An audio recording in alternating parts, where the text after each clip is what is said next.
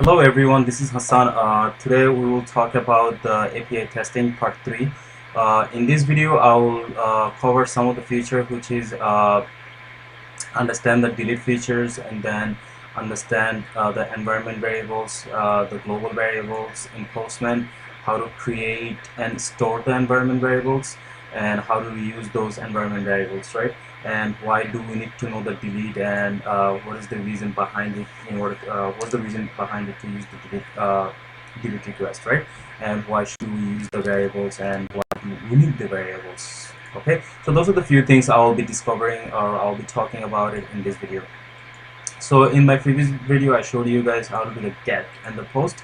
So as I restarted my API server, so currently I don't have any landlords in my list, in my database, right? So what the get request does is, as soon as you send the request, it goes to the database and look at this table called landlords and see if there is any records. So currently there's no records in the database. That's why it's not showing any responses for us, right?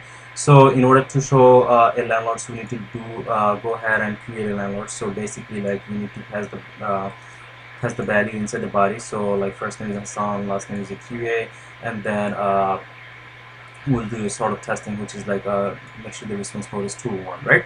So let's go ahead and do that, and we are sending a post request. So as you can see from the response, that landlord has been created, and as you can see that our first name is appearing right here and the last name is here. At the same time, it generates an ID for you. So every time you do a post request, it's going to create a unique ID for each landlords, right? So let's go ahead and change this name, like 1, and we're going to send it again.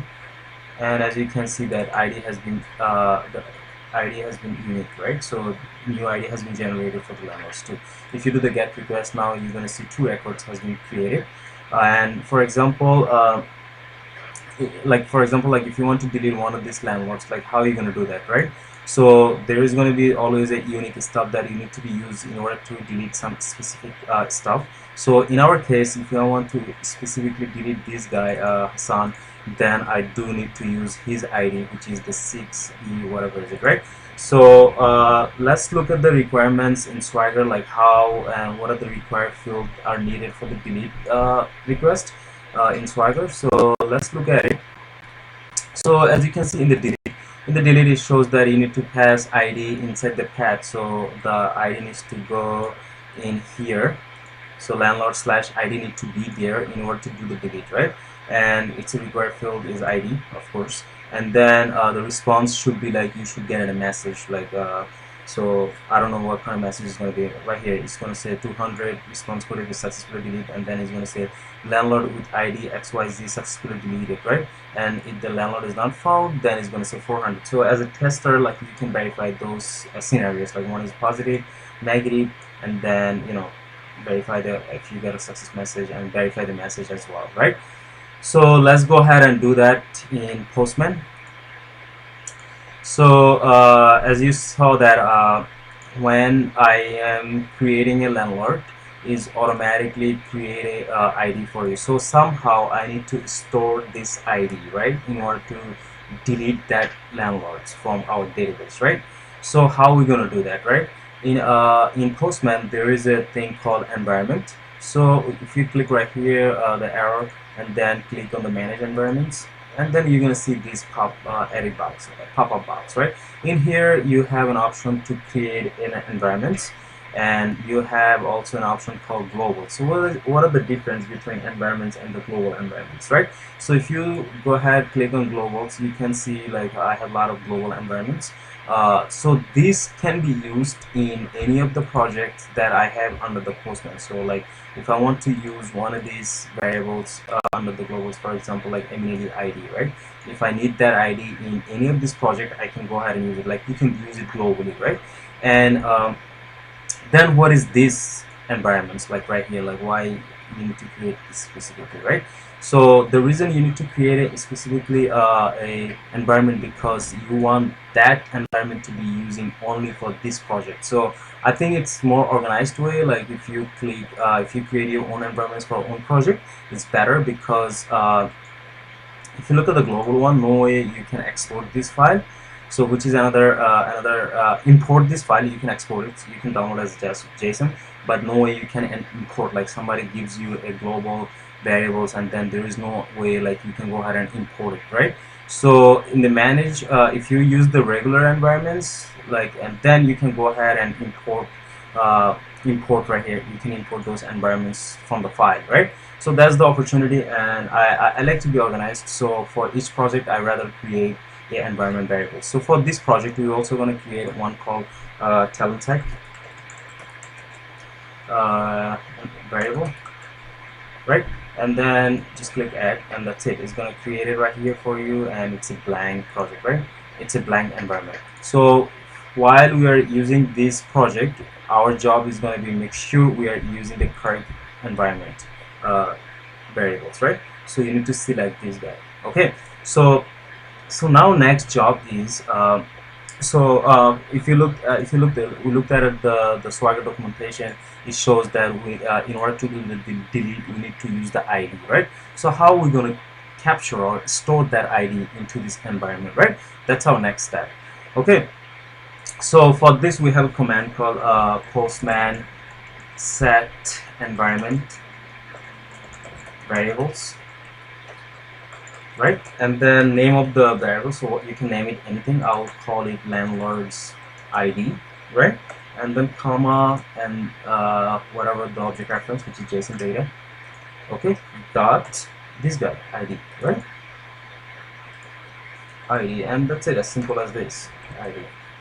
And you're done with this script. So what it's going to do is when you're going to create a landlord, when you do the post request, it's going to do this testing. At the same time, it's going to store this ID for you in your environment variable as a landlord's ID, right? So let's go ahead and run it again. So let's change this name to 2,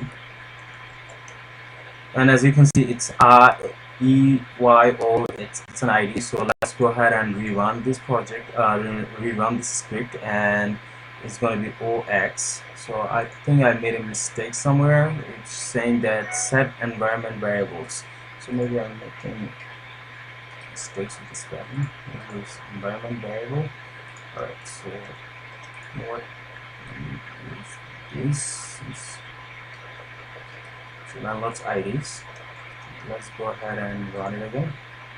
So the ID at this time is MAH. So let's look at the ID in the variables. Make sure it's captured, right?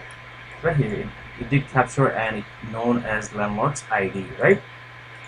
Okay, so now landlord's ID has been created, and if you look at the get request, you will be seeing that as well right here. So now you have the list of the landlords. Now from this list, I want to get rid of this guy, for example, right? So I need to create another request, which is a delete request. Okay, so we're gonna go ahead and add it, saying that deleting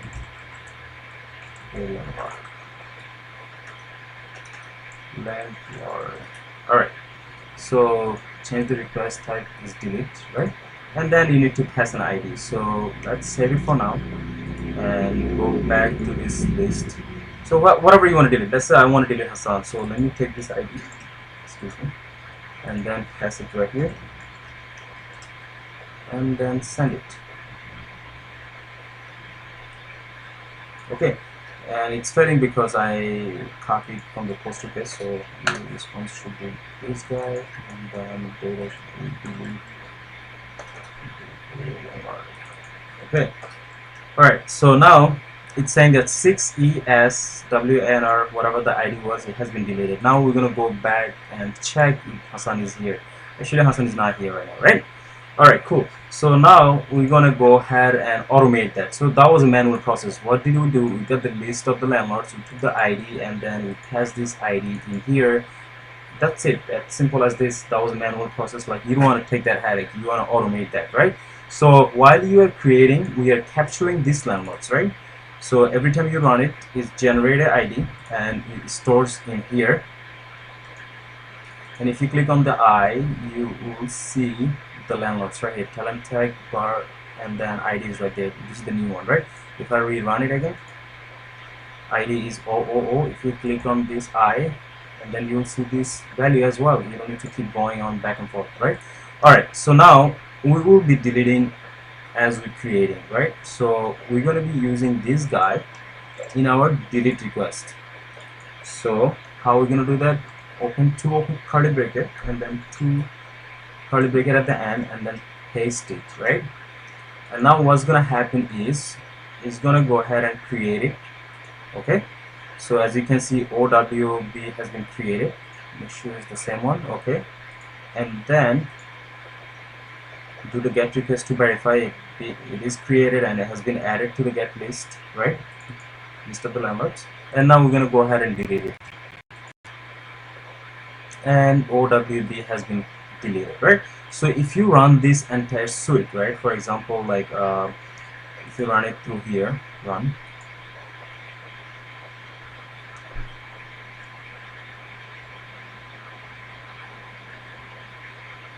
it's taking a while.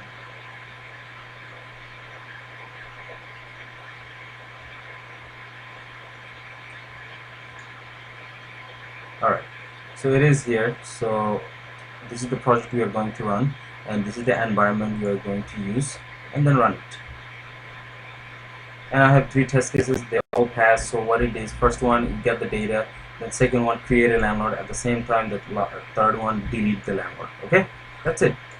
So why you need these environment variables? So in order to use automation or dynamically like creating and then delete it, at that time you should use the environment variables, because you don't want to take the headache like go here, take the ID from the landlord, and then go ahead and delete it, right? Now it's working as a dynamic, right? You're creating environment variables, and then next step you need to delete that. Go ahead and use it. Or if you don't need to delete it in the next step, whenever you need it, like as long as you're in the same project, go ahead and use it, and it's gonna do the job for you. All right. Okay. So wait for the next video. In next video, we're gonna show you how to use put, and then we're gonna show you how to run entire test suite as a batch, like how you're gonna run them through the Newman. So in order to do that, we need to install a couple of software such as Newman, Node.js, and etc. Okay. So hope you like this video, and share if you liked it, comments if you have any questions, if you're not clear about something, let us know, and hope to answer you back as soon as possible. All right, thank you and have a nice day.